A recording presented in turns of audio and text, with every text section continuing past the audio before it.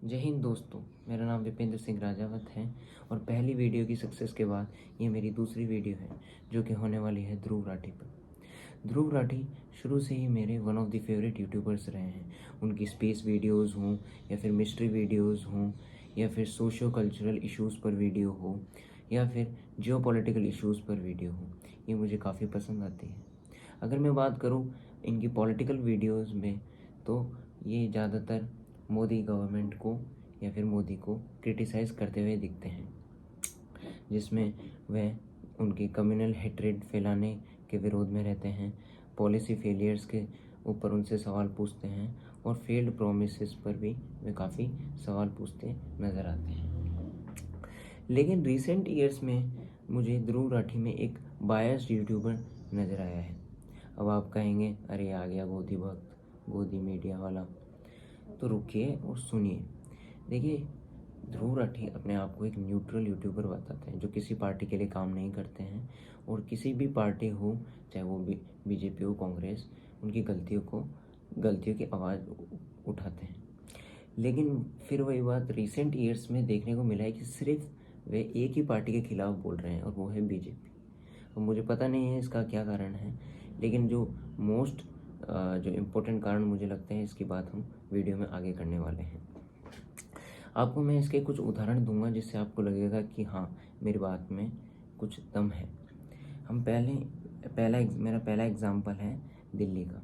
अभी पिछले साल 2024 में दिल्ली चुनाव होते हैं और दिल्ली चुनावों के दौरान दो सबसे देश के मुद्दे थे, सिर्फ दिल्ली के नहीं, देश के भी वो बहुत बड़े मुद्दे थे, जैसे कि यमुना की साफ़ सफाई और पोल्यूशन। अगर हम स्पेसिफिकली यमुना की बात करें तो आप और हम सभी जानते हैं आज यमुना की क्या हालत है। केजरीवाल वहाँ 10 सालों से पावर में थे और 10 साल में उन्होंने 2 से 3 बार ये कहा कि हम यमुना को साफ़ कर देंगे।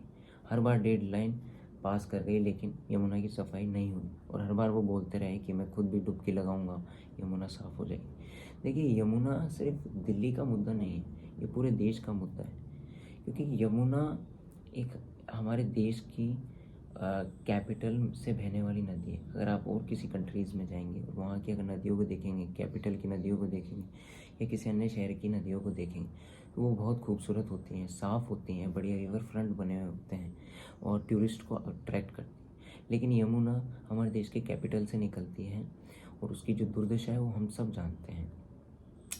उसको साफ़ करने का वादा किया गया लेकिन वो पूरा नहीं हो पाया।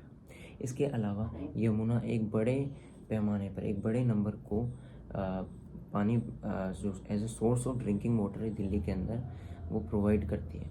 तो ऐसे में भी ये भी एक ख़तरा बन जाता है उन लोगों के लिए, क्योंकि जो पॉल्यूशन है इसके अंदर वो एक बड़ा कंसर्निंग पॉइंट है।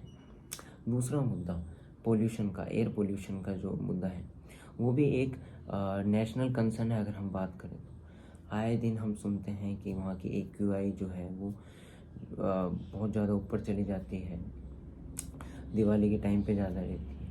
उसमें भी इन्होंने काफ़ी वादे किए लेकिन वो वादे भी ये पूरे नहीं कर पाए। तो मैं ये समझता था कि इन दो मुद्दों पर कम से कम एक वीडियो तो डिज़र्व हम करते थे ध्रुव राठी से, लेकिन उन्होंने नहीं बनाई। उन्होंने महाराष्ट्र के चुनावों में वीडियो बनाई और लोकसभा के चुनावों में भर की वीडियो बनाई।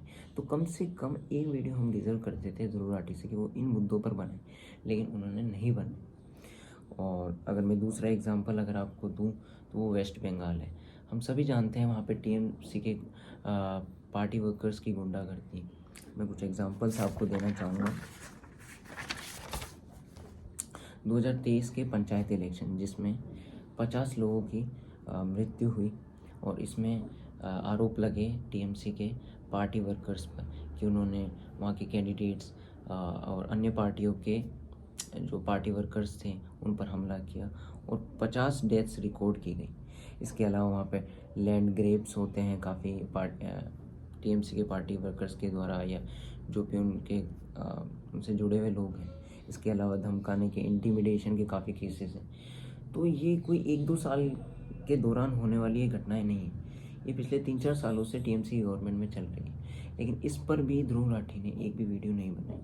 इसके अलावा तीसरा एग्जांपल और मैं दूंगा आपको, एनसीआरबी डाटा जो उसका रिसेंट डाटा है उसके हिसाब से सदर्न स्टेट्स में, जो कि कर्नाटका, आंध्र प्रदेश और तमिलनाडु, इनमें जो फार्मर सुसाइड है वो बहुत ज़्यादा होते हैं कंट्री के अंदर। एक महाराष्ट्र नंबर 1 पर आता है, दूसरे पे कर्नाटका, तीसरे पे आंध्र प्रदेश और चौथे पे तमिलनाडु, इसमें 3 सदर्न स्टेट्स हैं। कर्नाटका की अगर हम बात करें तो 2392 यहाँ पर एनसीआरबी के रिसेंट डाटा के हिसाब से यहाँ पर मौतें हुई हैं, जो सुसाइड हुए, फार्मर सुसाइड हुए। फिर से थर्ड नंबर पर आता है आंध्र प्रदेश, जहाँ पर 917 फार्मर्स सुसाइड हुए। फिर आता है चौथे नंबर पर तमिलनाडु, जहाँ पर 728 फार्मर्स सुसाइड हुए। इस पर कोई वीडियो नहीं है, वहाँ पर अन्य पार्टियों की गवर्नमेंट है, लेकिन उनसे कोई सवाल नहीं पूछे जाते। तो ये कुछ चीज़ें थी जो मुझे लगा कि ये सवाल पूछना चाहिए, इसलिए मैं ये वीडियो बना रहा हूँ। देखिए, मुझे पता नहीं है क्यों वो सिर्फ बीजेपी पर अटैक करते हैं और अन्य पार्टियों को नहीं करते, लेकिन मेरी उनसे एक उम्मीद है, मैं उनको शुरू से देख रहा हूँ, मेरी उनसे हमेशा से एक उम्मीद रही है कि वो हर पार्टी का जो प्रॉब्लम है उसको लोगों के सामने लाएं, बताएं। और मेरे कहने का मतलब है हर पार्टी, सिर्फ एक पार्टी नहीं।